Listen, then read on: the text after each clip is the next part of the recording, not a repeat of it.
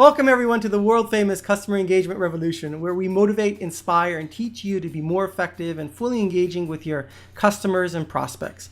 These interviews feature some of the most notable thought leaders in the world today. And of course, my name is Ray Stundle. I'm your grateful host. I'm the co-author of The Path to Riches and Think and Grow Rich. And as many of you know from previous episodes, full customer engagement really consists of 4 key components. Number 1, it's building an empowered employee culture with the right people. That's customer driven. 2, it's building solutions that matter, that solve real problems.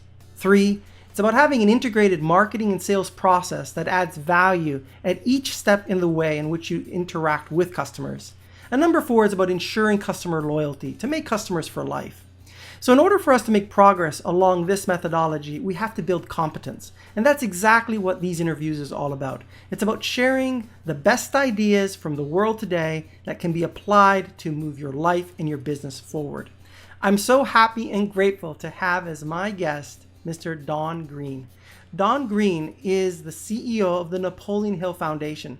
And that's actually where I got my start in the personal development arena. It started with Napoleon Hill. I was 12 years old. My dad gave me the book. We studied it together. And since then, I've had a passion for Napoleon Hill and supporting the Napoleon Hill Foundation every way I can, because I really do think the information is important. And I'm so happy that Don Green has agreed to be part of this episode to share some of his wisdom. Don has a wealth of experience in the banking industry. He's been with the Napoleon Hill Foundation for a number of years. He has negotiated publishing rights to sell Napoleon Hill's content all over the world with hundreds of publishers. And it's a real pleasure to have you on the program. Don, thank you so much for joining us. Thank you, Ray. I'm glad to be here. I hope I can help out. We're so looking forward to sharing some great ideas. So what we want to do in this episode is really dive into talking about Napoleon Hill's 17 success principles and really take a look at it from the vantage point of how it can be applied in the business arena. I think that in today's world, there's a number of challenges that are going on. And if people would take the time to really dig down deep and understand from people who have come before us what has worked and what hasn't, the chances of being successful would be much higher. And we're at a better place to start than to focus on some of the content that Napoleon Hill has put together with his wealth of experience in interviewing some of the most successful people in the world during his time. Don, why don't we start with giving a little bit of context? Because not everybody who's watching this program is familiar with Napoleon Hill. Would you just mind giving a quick introduction on basically Napoleon Hill and how he has contributed to really the personal development industry and success principles for everyone who tends to be looking at this material in the bookstore today? Of course, Hill's from this area, and he started writing newspaper articles as a young man and sold them on local papers. But he later took a job with Bob Taylor when he was in Washington, D.C. working, and he sent him out to do interviews, which started his study of the philosophy of success, studying successful people, writing articles for Bob Taylor's magazines.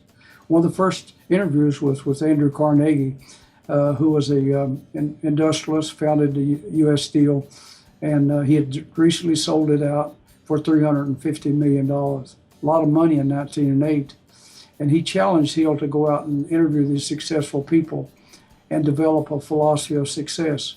Hill said later he didn't even know what the word philosophy meant. He had to go to the library and look it up. But he gave him letters of introduction to the George Eastman, who founded Eastman Kodak, John D. Rockefeller, and all these other leaders of the day, over 500 of them, and to determine how these people became successful.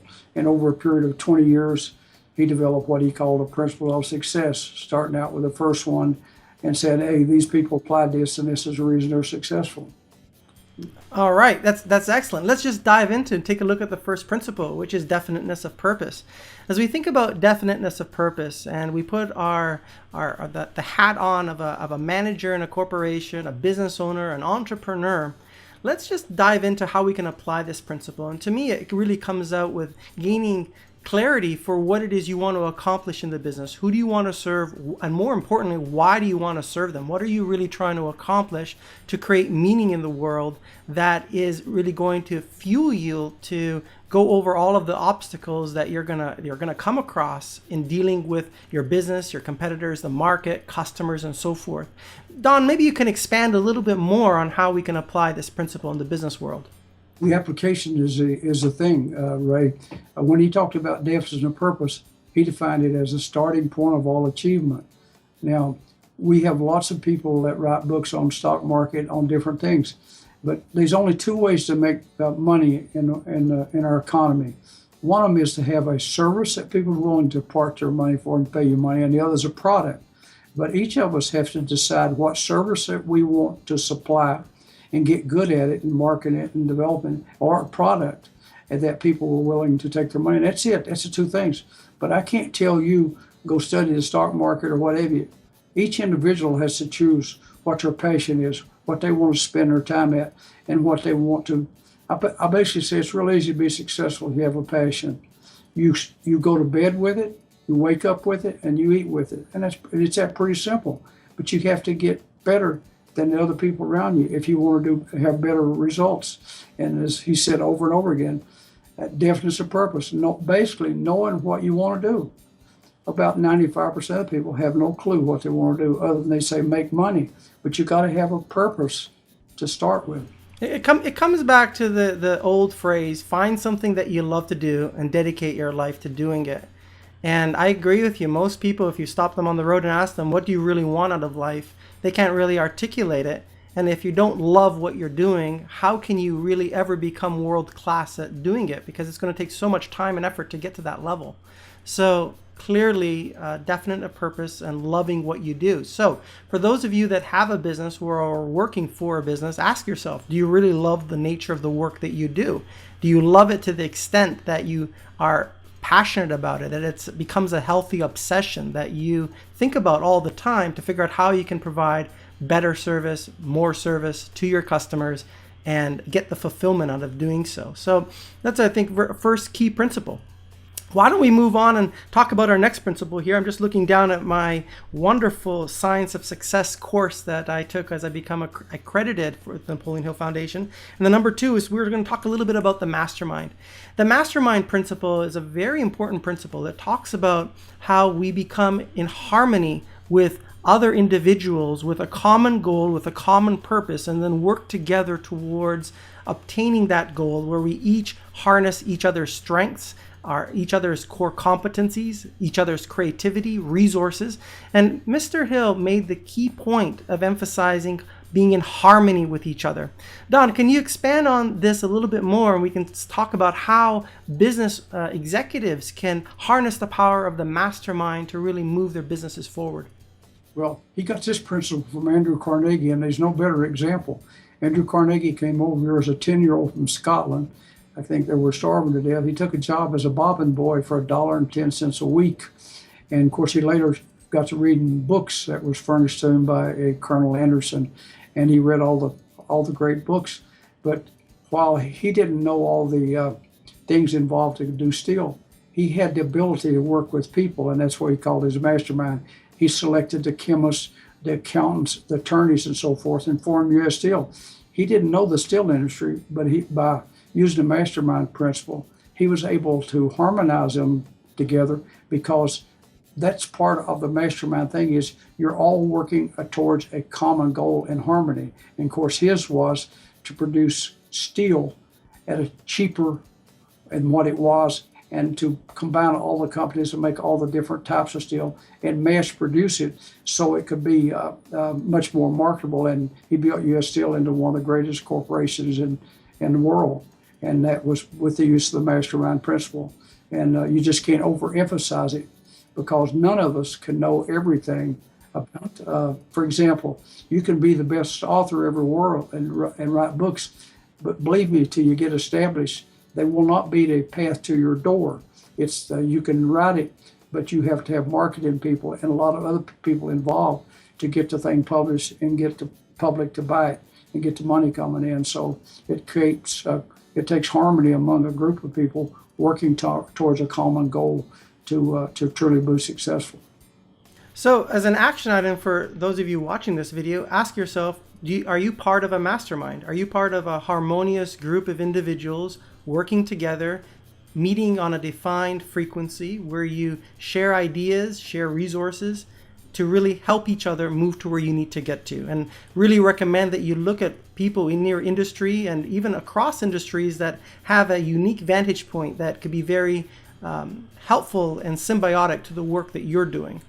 So let's move on, Don, to our next principle and talk about applied faith. Applied faith is an important principle here because I believe in the beginning, as all entrepreneurs or creators, we start from beginning with just an idea of how we want to better the world, how we want to provide a new product or a new service, or if we are working in an established company, how we want to move to the next level. And quite often we don't know all the steps needed to get there. And actually that is the ideal situation, because if you do know all the steps to get there, you aren't really shooting very high for a goal that's really worthy of your skills and abilities.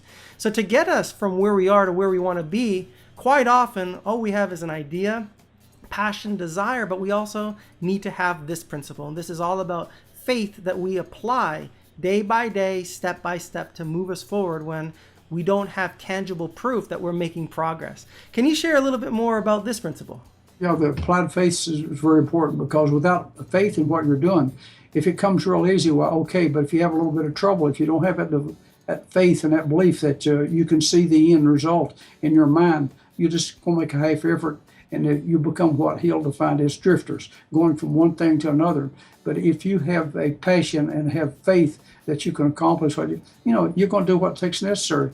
If you need help, you're going to get help. And if it takes more time or it takes another plan, the main thing is if you believe in what you're doing, the belief system, people say to me, well, the common saying is, well, I'll believe it when I see it. No, it's the other way around. You'll see it when you believe it. You've got to believe it first. The belief comes before the seeing.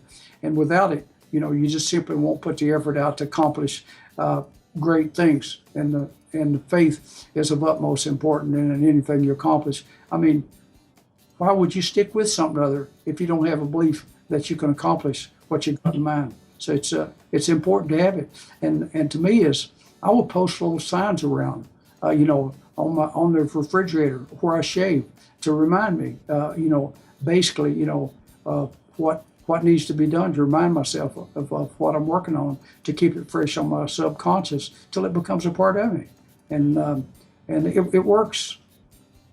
Yeah, absolutely it does. It's being able to keep ourselves with this, I call it supreme self-confidence. I think self-confidence and faith are so interrelated into each other that we have to have enough self-confidence to move forward, but not too much that we start making careless mistakes, and how that relates to faith and being able to keep our eye on the ball and moving forward. So for those of us in business, whether you're a manager or you are starting a new company, ask yourself, how much faith do you have from 0 to 10 that what you want to create will happen? And if your number is on the lower side of that spectrum, ask yourself why, and start to look at how you can boost your level of faith, and to do so on a regular basis. Perhaps incorporate meditation, incorporate different techniques to help keep the idea of what you want on the forefront of your conscious and ultimately your subconscious mind. Let's talk now about the next one, going the extra mile. Wow, I think this is really an important one, Don, because so few people in the world today really understand the importance of doing more than they're absolutely paid to do or have to do, and being really understanding that even in the world, in the nature around us, if we go and we take a look at an apple tree or a plum tree, the tree doesn't just produce one apple to ensure that it will carry on the species of another apple tree. It produces hundreds, if not thousands, of apples. And we can see this everywhere in Mother Nature, but few people truly understand this principle in life and in business, and going the extra mile to serve both internal customers, external customers, to serve employees, and really to move forward with the expectation that we really want to add value and make that the top priority. What are some of your thoughts on this principle? Ray, that's one of my favorites. I'm speaking in New Orleans on August 31st to the Organo Gold Convention. 20-some thousand people, and that's the topic of the convention. They call it GEM, G-E-M, Going the Extra Mile, and they asked me to speak on that topic. It's one of my favorites. I could speak for a week on it, and I can tell you from experiences in different businesses, most people don't go the extra mile. Too many of them don't even go the first mile. And the thing about it is, it's something that you don't have to have permission. It's doing a little bit extra. In one of the books I'm going to publish on Hill of his greatest speeches, he gave an example of a farmer in Kansas. He said the farmer planted one thimbleful of wheat, and the crop, when he developed it, he saved all of it. He did that on the 5th year, and he had $1 million. He told that story to emphasize the law of increasing returns. We get more back than what we put out. If we did, you don't, like you said, you don't plant one apple seed and get one apple back, because if you did, the world would fall apart if you didn't get more than what you was planting. But so many people don't understand that. I've had people come to me and say they need a raise because their kid's going to college or whatever it is, and they don't realize that you don't get paid more because you need more. You get paid more because you're doing more, and the doing has to come first to entitle you to it. But so many people are so scared to perform that they're sitting there saying, "Yeah, I'm going to start doing more when they start paying me more," and they got it backwards. The effort has got to come first to show that, and it's got so many side benefits. The increasing return. It develops confidence. If you're going the extra mile, you don't have to explain it. I say in the business on success, if you're successful, it speaks loud and clear. You don't have to explain it. If you're a failure, you got to find somebody to blame it on.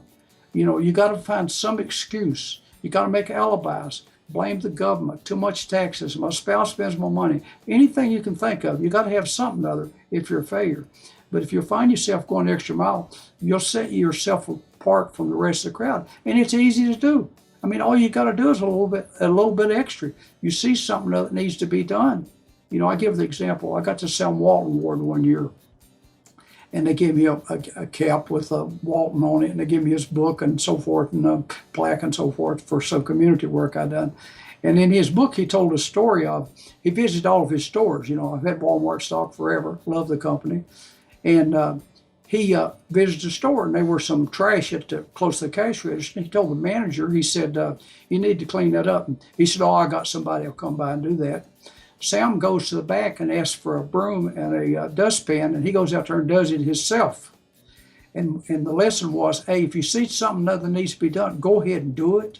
And it's called personal initiative, going the extra mile. I bet you he didn't have to explain that no more. I bet you he didn't. He set the example of what he expected the culture to be in the company, and that's a great story. Yeah. And I've always done that in both dress, attendance, and what I was doing.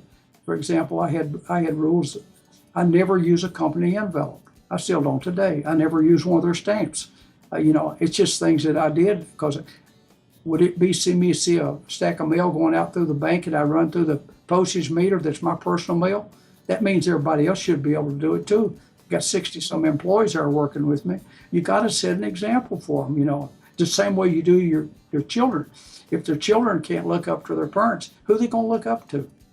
Got to set an example that people can admire, and you spend your whole life doing it, and that going the extra miles part of it. I mean, it's you can set yourself apart from the rest of the crowd. I don't care if it's a banker or in the book business or whatever it is, but it takes a little bit of effort, and it takes setting a good example for the other people. But like I said, it's something that's easy to do. You don't have to study for it. You don't have to go ask for nobody for permission. And the Organo Gold people are giving awards to some of the better people. They call it the GEM Awards. And I said, they won't have to do a lot of explaining because it'll be the people in the organization has stood out. And each one of them has went beyond the extra mile, and it's something other we can practice. And, it was a good friend of mine. I won't mention his name because he's a quiet guy. But he interviewed me for the banking business. And he called me one day and said, could I come for an interview? And I said, a Saturday or a Sunday. And he said, why that? I said, because I'm working for these other people and they've been good to me.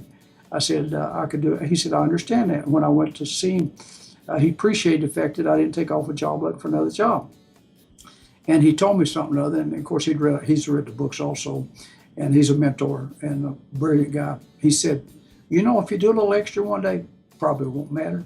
You do a little extra for a week, and maybe it might not matter. But he said, you do it over a long period of time, he said it'll separate you from the rest of the crowd. And he's still doing it today. He told me the story of living on $125 a week when his mom and dad had got divorced, and he thought they was going to starve to death. And he said he still had that attitude of doing more than is needed. And he stands out in everything he's ever touched for that simple reason. And you know, it's a principle that's easy to learn, easy to apply, and like you said, increasing reward. It's hard to think of anything that will get you ahead faster than going the extra mile. So you've shared so much. I just want to bring it in and just kind of summarize a couple key points here that I heard, and I hope everyone who's watching this video is taking notes on. Number one, I want you to think of both your internal and your external customers within your companies. And think about your business partners. Think about all of the people you deal with, whether it's dealing with your admin staff or dealing with IT, marketing, sales, business partners, or your actual end consumers. And I want you to think about how you can do more than is expected. How can you go further? How can you push the envelope? How can you delight them? What can you do more to make their life better, easier, and to really want to do business with you? That's the first homework assignment. The second one that I wanted to pick up on is, I just remember the phrase, you know, first we must put wood into the stove and then we can demand the heat. You know, coming back to your comment about I'd like to get a raise, but it's based on need, not based on skill and merit. And I think that this expectation, entitlement concept floats around in our society too much without really much merit. And we need to come back and understand that if we want to make more money in the world, if we want to have a better lifestyle in the world, we have to come back and say, how can we contribute more in the world? So that was another key thing that came out. And really, there's so much we can talk on this one principle, but let's go on here because there's so much to cover. Let's go on and talk about the next one. And you know what? Let's talk about personal initiative. I'm going to skip pleasing personality. Let's talk about personal initiative because I think this one really ties into going the extra mile. And it's being able to identify where you can add value and take the initiative instead of just doing what you're told to do in this world. Your boss tells you to do this and do that.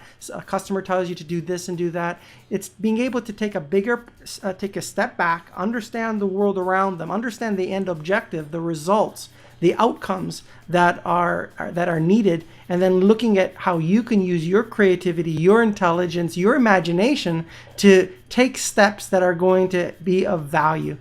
Don, can you add a little bit more to this principle? I can give you an example. It's really tied close to the personal initiative.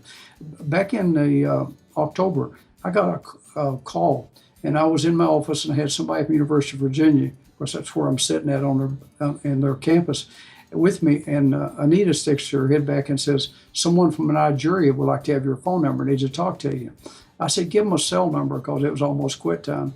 And this gentleman calls me when I'm out doing my evening walk and told me, and he goes into a bit and tells me his history of reading the books. And I said, okay. I always carry a pen and 3 by 5 cards in my pocket.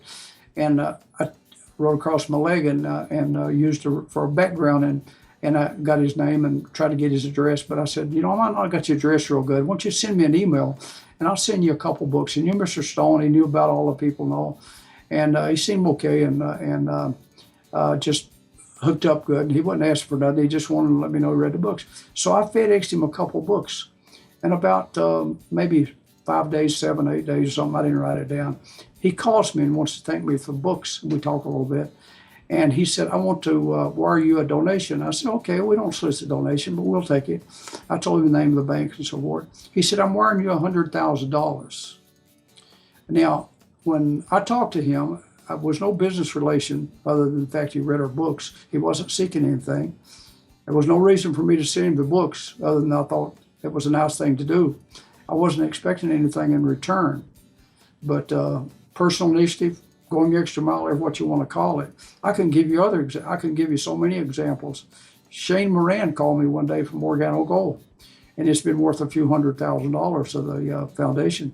But he called and he said he was doing they were selling products, multi-level marketing and so forth. And he'd read Mr. Stone's books. He had sold the books, and he said he was developing a sales thing that he thought was set up that all the people would benefit. And he said, basically a system that can't fail. I said, that's weird. We got a book by the same name by Mr. Stone. He said, I've never read it. I said, I'll send it to you. I not only sent it to him, I sent it overnight FedEx to Canada.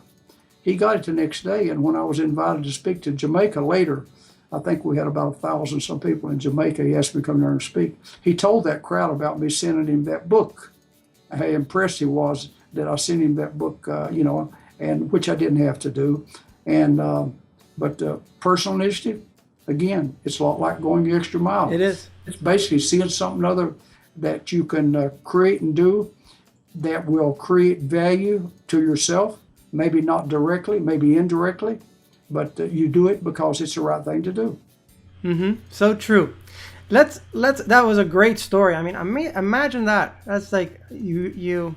See, the thing is that the $100,000 that was donated, it may have come, it may not have come, but your way of being, your willingness to go the extra mile as a part of your habits of how you interact with others, is an ongoing characteristic of how you operate. And in doing so, you attract great things into your life. So that's a great story, and a lot that can be learned from for our viewers. And going the extra mile, taking the initiative to better yourself, to better your company.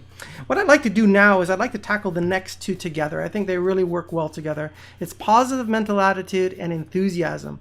As you know, this program is all about customer engagement. It's about being able to get the most out of our employees, to empower them, to have a customer-driven attitude, to really delight our customers and make our customers for life. But if you ask yourself, how can you do that if you don't have a positive mental attitude? How can you do that if you do not have an enthusiasm and passion for what it is that you're doing? I believe these two skill sets, these two criteria, these two principles are absolutely critical to the whole notion of full customer engagement. Don, can you share a little bit more about each of these two? Yeah, with the mental attitude and going the extra mile, Hill developed a formula. He said a Q1 plus Q2 plus MA equals C, and which means a quantity of our work with the quality of our work plus with the mental attitude with which we perform that work will determine our C, which is our compensation. Mm-hmm. Now, you can go into a restaurant and the girl can bring you your food. She can bring it right on time, but the manner that she serves it in will determine the tip. She didn't cook the food. She brought it out when it was served, but her attitude or the waiter or waitress that brings you, it's the attitude that they perform the job with. You'll appreciate that more than you will the food if the food's halfway decent. So the attitude is absolutely essential to having the proper attitude. Mr. Stone, I know I've read some stuff, Mr. Stone and Hill used to have friendly debates on which was the most important one. And Hill would say, you got to have a purpose first, and Stone would say, no, you got to have the right attitude before you get to purpose, and vice versa. But they're both of them. Both of them is extremely important. The positive mental attitudes, absolutely a necessity. I mean, who wants to work with somebody that's not? I mean, I don't care how efficient you are. You need to perform it in the right attitude. And no matter if it's a simple thing as serving food in a restaurant, the attitude has got so much to do with the appreciation of going in, because that's why we kind of go in there for. You can get a hot dog, or you can get some service, someone who makes it enjoyable to go in and sit down because of the person, and it's reflected in the amount of tips they get. I remember I was visiting Jeff Gittermore, and I got down there and went into a restaurant to eat, and this little girl was working there. Of course, that's what Charlotte's NASCAR. And I said something to her. I said, "Oh, you got." Her name was Brooke. I said, "Oh, I got a girl works for me named Brooke." I said, "She's in college." And she said, "So am I." And I said, "Well, that's great." And I said, "This is just a pit stop for you then." And she said, "That's right." Because, she had a wonderful attitude because she knew she was working her way through college. She was going through greater things, and it reflected in her work. Mm-hmm. If she'd been stuck in that job, at a minimum wage job with tips, and knowing she wasn't going anywhere, she may not have had that good of an attitude. But it was extremely important to to have that attitude when you're around other people, and it's hard to get anything to do without being around other people. So the attitude is extremely important. Someone said you light up a room either when you enter it or when you leave it. You want to be the one that lights it up when you enter it. Indeed. And I was thinking about what you were saying, I was thinking about some of my own experiences in different companies that I frequent, just to throw out a few different companies that I think do a great job in relating with their customers. Lexus is an example, Nordstrom's, Apple. Each of these three companies do a superb job of interacting with you at every single touch point. It's hard to touch any of these companies at any point in the process, whether you're calling them, visiting their website, or being in person, and not receive an amazing experience, because it's not just a theory that they preach, oh, we have to be nice to our customers. They really care about their customers, and they really want to ensure that customers have an incredible experience. And all of this stems from having a positive mental attitude. It stems from being enthusiastic about what you're doing and how you can serve other people. It all comes together, and especially in the services industry, hotels, Ritz-Carlton, Marriott, Hyatt, and your corner diner story is a great one. I mean, there are certain restaurants I go to just because of the people who work there. The food is pretty good, but the people there make the experience all the better. So completely agree with you on that one. That's true. I had 3 Lexuses, and before that, my wife drove Toyotas, and she wouldn't even think about nobody else because it's a service. They treat women like they're human beings and don't know anything about the cars, but it's a service. It's their waiting room. It's a follow-up, and I mean, you name it, and it's our, and once you're one of their customers, I don't even think most people ever consider going someplace else. I mean, that why should you? They've got a good product, and the service is absolutely just outstanding. So they've got it all together. Well, let me share another story. It's one I read about. It's a famous Nordstrom story. Some of you may have already heard this, but as the story goes, it's called the wedding ring story. A lady went to Nordstrom's, was trying on some clothes, and in the process, somehow her diamond ring got off her finger. She got home, she was quite frantic. She ended up calling Nordstrom's, talking to a manager, explaining the situation.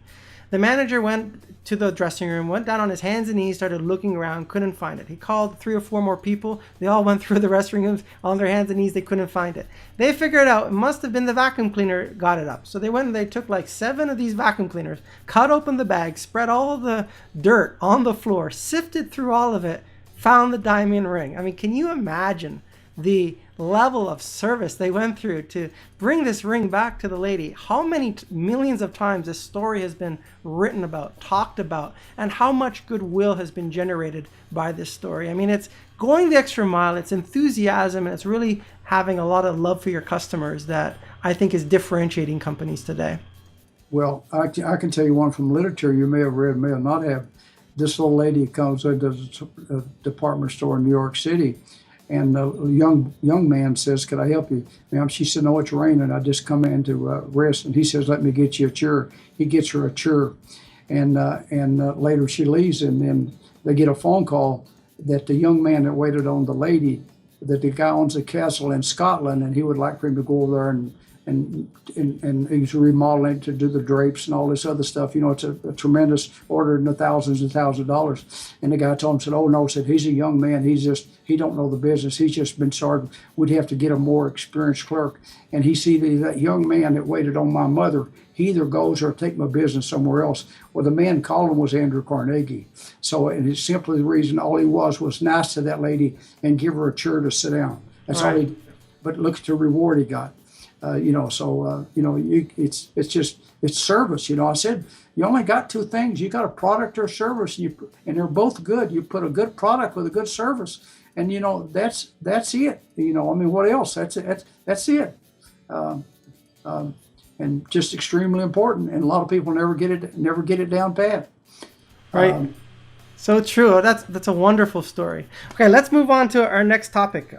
Because there's quite a few more to choose from. I'm going to pick, I think the next one I'm going to go with is let's cover accurate thinking and controlled attention together.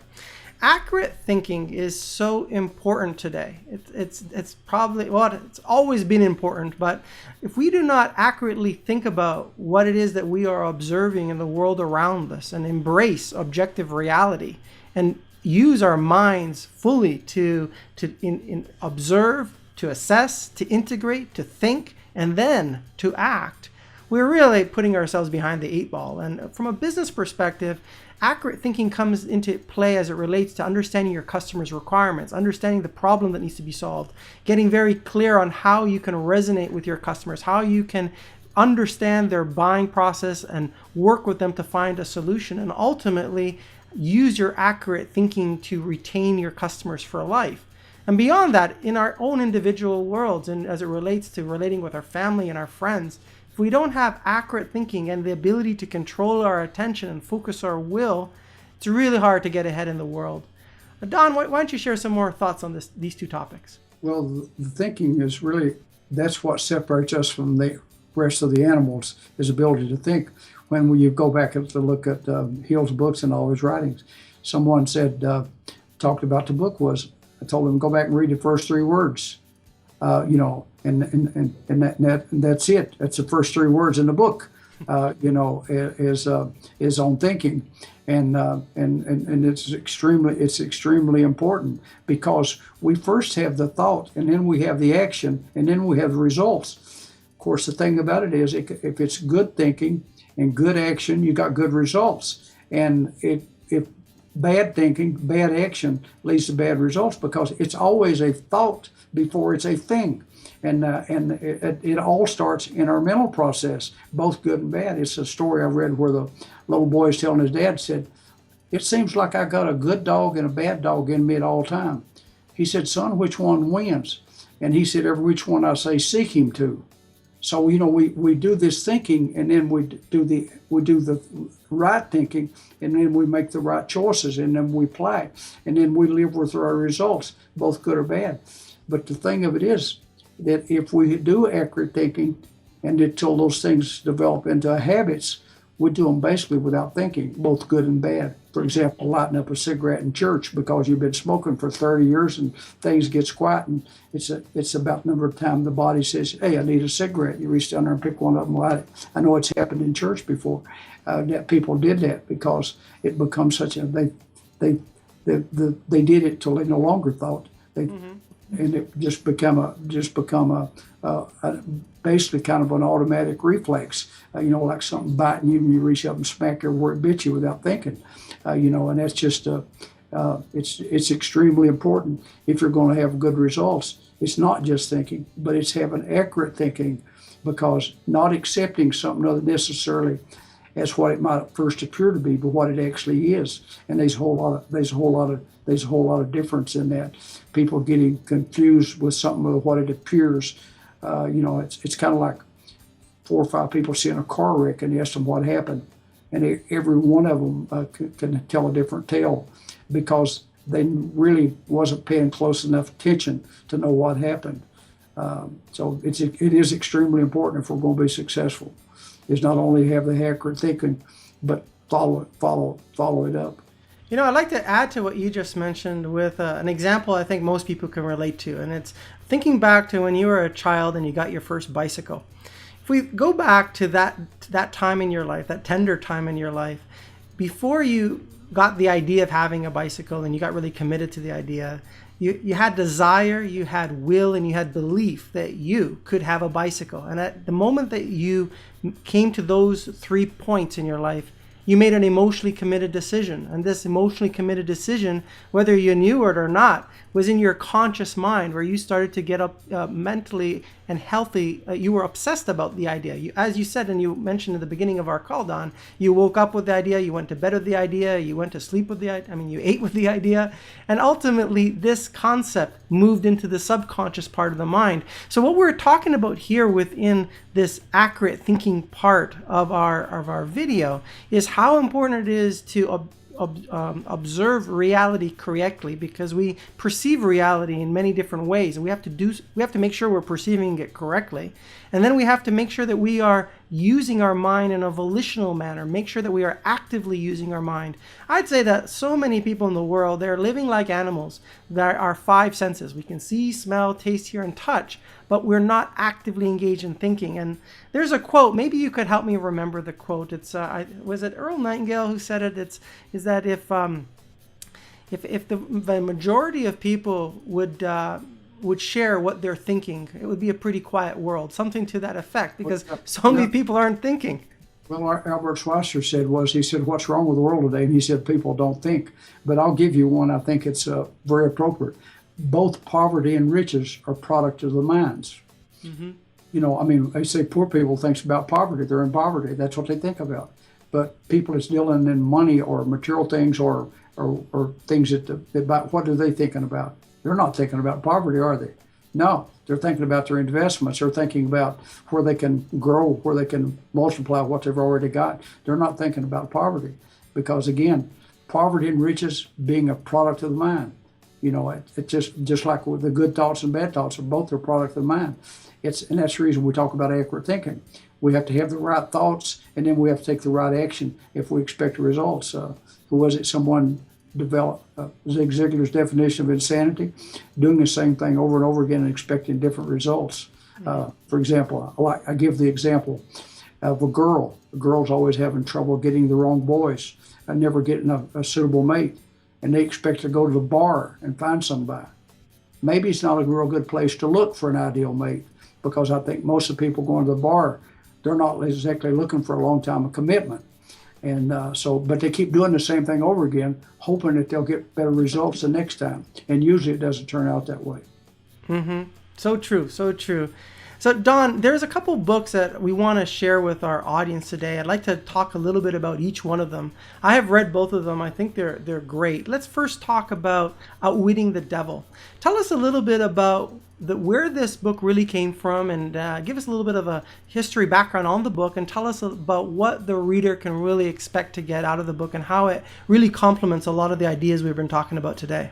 Well, I wish I'm out front, but I wish I'd brought it out here to my office and showed you. I got the original manuscript. It's in a big red leather binder with Outwitting the Devil embossed in gold.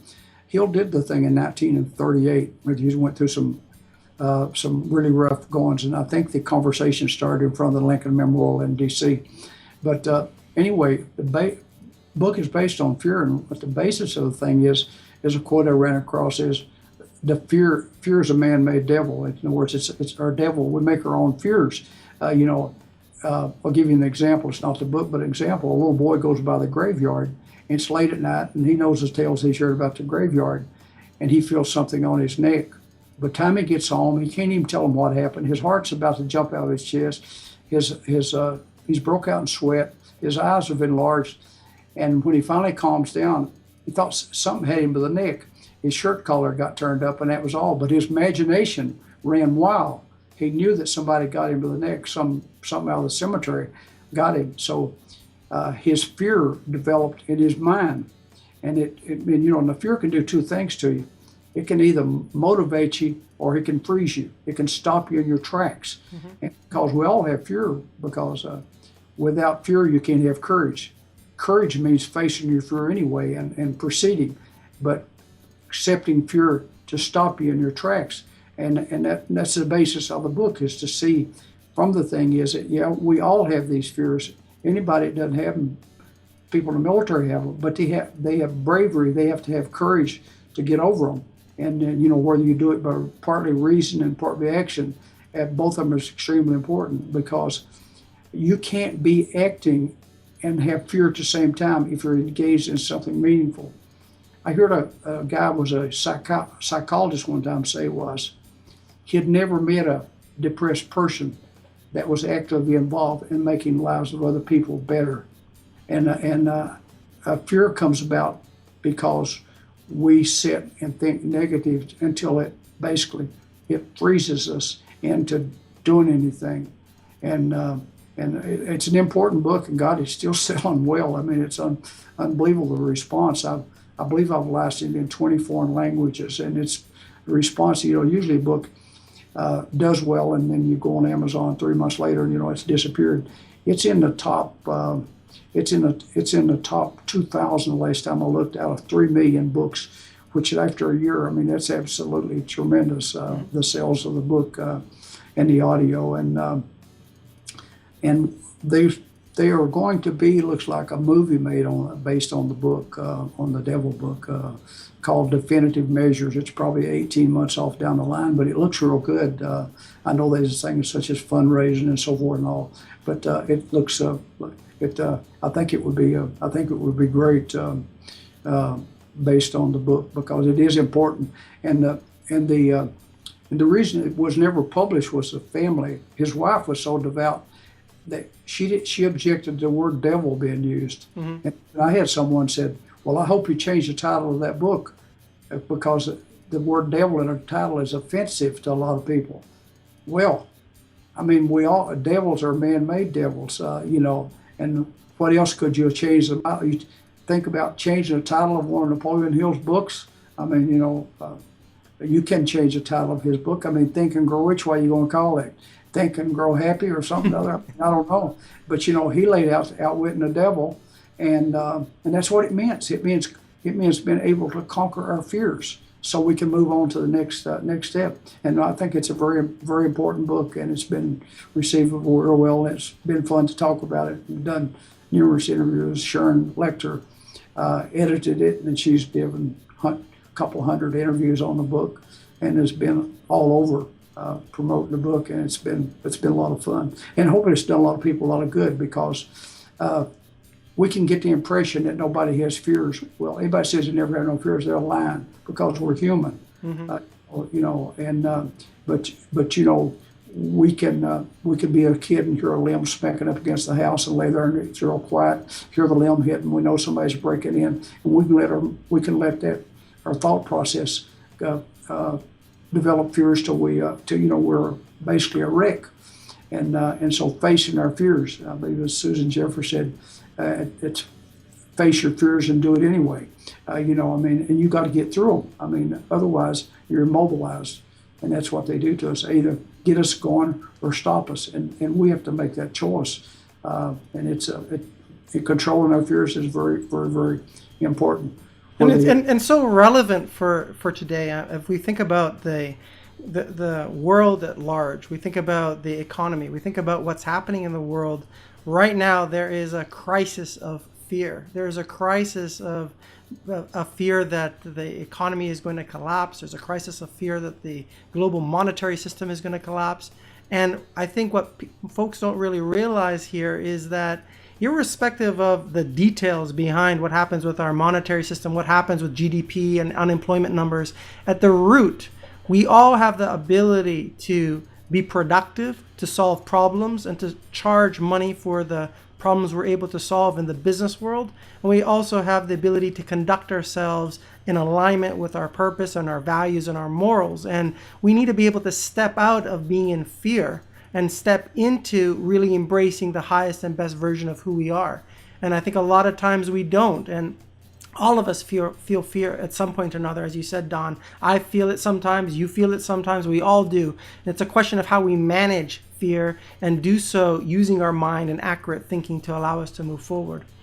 Well, for example, books and so forth, there's so many opportunities. I recall reading from, I believe, 39, Treasury Secretary to Roosevelt wrote him a letter and said, we got problems. Said, once everybody's got a car and everybody's got a house, we got all this mechanized farm equipment. It doesn't take a lot of people to raise their food. So when people's got a car and they got a house and they're being well fed, there won't be jobs for people.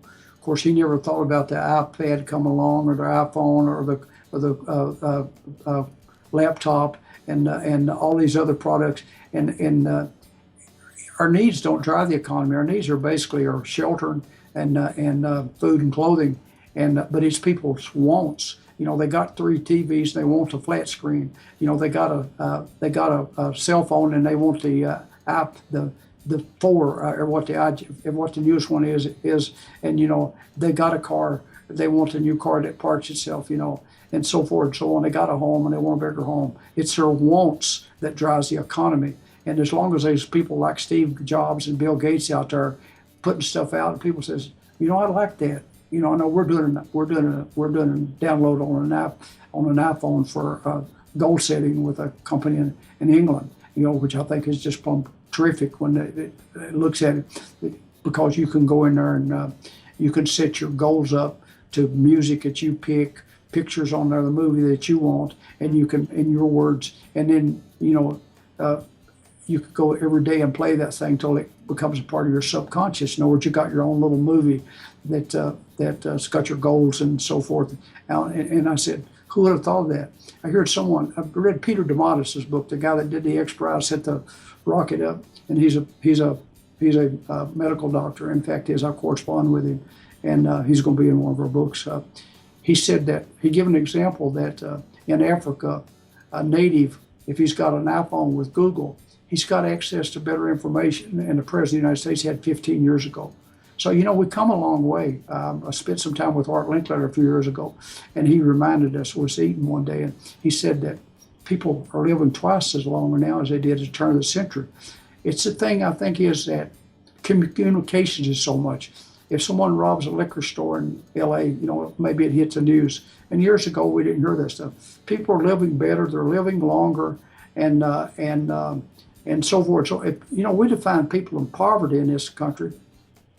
Probably 99.9% of them's got a TV and running in hot and cold water and got adequate foods, but because of a certain income level, we consider them living in poverty. They're living better than kings lived a couple of hundred years ago. So, you know, it's our perception of what we look at. So I guess I'm an optimist. You know, I guess I'm an optimist. And if you even consider this video call that we're doing right now, I mean, 15 years ago, it wouldn't have been possible to have real-time video communications, be able to take this communications, put it into a video, put that video inside of a digital magazine, and distribute it to millions of people around the world to benefit from content and ideas. So the world is moving forward at such a rapid pace, and our quality of life is getting better. Now, Don, I'd like you to say a few words about the next book, which is all about your right to be rich. Can you share a little bit about what this book is about? Well, you know, we've got audios of him that's a part of a course we teach. Your Right to Be Rich is Hill's voice speaking on, I believe I call it about 10 CDs. And I had it transcribed, and I'm going to do a book with Sharon Lecter. We'll print the thing word for word as Hill's. I had it transcribed by a court reporter. And then we are going to do a book with basically some financial advice, some personal advice in between, and it'll be clearly set apart from Hill's writings. In other words, we won't mix it up. We'll have Hill, and then we'll have the material, and it'll be set aside so you'll know what Hill said, and you'll know what the other contributors said to the book. Because, see, I don't think people see themselves. They see it for the sports people. They see it for people in the movie industry, but they never. It's that belief we talked about, faith. They see it for others, but you know, you got to see it for yourself. You know, you got to see it for yourself. You got to put yourself in that. And of course, we never get around to it, but we talk about creative visualization, which I think is one of the more important principles that we talk very little about. But it's simply saying, being able to see things as you want them to be, not as they are. You know, which is extremely important. Most of those guys out there doing books or doing every whatnot, they're not smarter than Ray or Don or the guy next door, or what have you. It's simply, they've had opportunities and they took advantage of them, you know, and they found themselves in another position. But most of them, it's available for everybody. That intelligence is not great, you know, it separates us. There's a few Einsteins out there, but most people fit in the 100 IQ range and give or take a little bit. But it's what they do with it. These people got 140 IQ that never amount to anything because they never take an idea and develop it into something other with a belief that they can be something other. So I think that opportunities is absolutely unbelievable. I mean, I saw the ebooks are coming, and you know, the publishers didn't want to accept it. I think they want everybody to sit there and hold a book, which I love holding a book.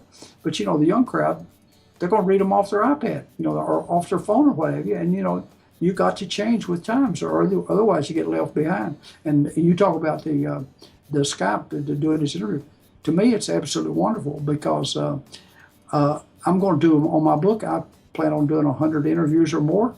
And I can't go to New York. I can't go to LA. I can't go to San Diego, not do this office and not do the other things in the community I'm involved in. But to be able to take an hour or something other out, 2 or 3 times a week. Hey, that's great. I mean, I can do this quicker than I can get to the airport. I mean, I think it's absolutely just wonderful. I mean, somebody comes up with something like that.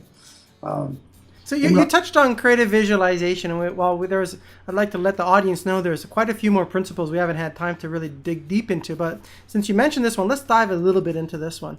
Creative visualization, as Don has been mentioning, is absolutely critical to be able to take a leap forward. Most people in the world today, they move in a linear progression, A to B to C to D, and they take a very tried and true path to get to where they want to go. Now, Napoleon Hill talked about 2 types of creativity and really imagination. It's the synthetic imagination, where you take a look at the world around you and you recombine components to come up with new things. As an example, somebody who took a look at the automobile perhaps decided, well, what would happen if we would put 2 wings on the side and a propeller at the front? Or now we basically moved into the concept of an airplane. Or if you put something that rotates on top of a car, you turn it into a helicopter, essentially. These are examples of synthetic imagination. And creative imagination is really where we're taking a look and tapping into our subconscious mind and perhaps a mastermind with others and their subconscious minds to come up with something that has never been before, something truly unique. A great example would be how Steve Jobs essentially created a whole new category with an iPad. Don, would you like to add a little bit more to when we talk about creative visualization and the different types of imagination? Most of all Edison's work was synthetic. He simply took a vacuum tube existed, and his big job was to find a filament that wouldn't burn and give us a light bulb. But the one he gave an example of creative imagination, which was a phonograph. And nothing ever existed that would reproduce sound. He simply had the idea in his mind, and he sits down which was an envelope, out of his pocket. He sits down and draws it and says to the guys, you do this, you build this, you do this, you build that. He puts it together. It all started out in his mind. He put it together. It worked the first time, a phonograph. And that was it was nothing compared to a phonograph, nothing that would reproduce sound. But these other things was that he took he did the motion picture, he did the ticker tape that keeps up the stock transaction, and all these other things was basically an improvement on something other else. Most things that we enjoy today are synthetic. They simply, someone makes a better mousetrap and does it. I like the one on where you saw a cartoon showing Edison. Henry Ford sitting on the porch, and a horse goes by pulling a buggy. But in his mind, it shows a picture in his mind, he sees the buggy being pulled by a thrashing machine, which is like a wheat thrashing machine. So basically you put the motor of the thrashing machine to the buggy and you got yourself a car. Of course, he didn't invent the car, I think the Germans did, but he perfected mass production. But I said, see, that's thinking of taking something other. I love the example of the guy in Richmond, Virginia, that did Eskimo pie. He took a cookie and put ice cream between it, and became worth millions and millions of dollars. And simply taking 2 cookies and putting a slice of ice cream between it and creating a product. It's just that's a great example. It's just amazing, the product still exists today. People love the things. They're basically, I think they look like 2 Oreo cookies with a ice cream between them, and basically all he done was put them together and market them, and that's been, I don't know, it's product's 100 years old or something other, but it's still sold today. So Don, it's been an absolute pleasure having you on the program. I think we've really covered a lot of great ground, and for those of you that are watching at home, I hope you've taken a lot of notes. There's been a lot of great examples and principles that we've talked about. I really encourage you to make this your starting point into diving deep into the ideas of Napoleon Hill as it's being presented through the Napoleon Hill Foundation, which has been created to really ensure that Napoleon Hill's message continues to go on and future generations get to benefit from this integrated philosophy of achievement. There's a lot of information, a lot of great books. I'd recommend that you go to their website. You can see the address at the bottom of your screen. Go there and start taking a look at some of the different materials. I also highly recommend those of you that are inspired and motivated to share these ideas with others. I just wanted to let you know that there is this wonderful program here called the Leadership Certification Training. And this is a book that only people who have gone through the certification training have access to. And you can continue to share this message with others. I think it would really benefit you and benefit your companies and your employees and ultimately your customers through a higher value service and a better service. And I'd also like to ask those of you watching this video to provide some feedback and let us know what you think. We always are looking for ways of improving the content that we provide and provide more value to you. And Don, thank you so much for being part of the program, and I really enjoyed it, and I look forward to talking to you again. Thanks, Ray. Thanks for what you're doing. We have a passion for what we're doing. We love what we're doing. And I wanted to mention the Think and Grow the audio. It's part of our first course, a downline course. They go in there and see it, and it's 10 discs. It's about, I think, 15 hours of healed speaking.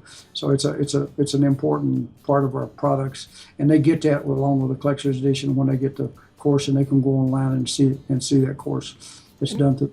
And what we can do is we can put a link to that program right underneath this video as well, so you can go and see it directly and take a look at it. So thank you again, Don. Thank you, Ray. Thank you. Thanks.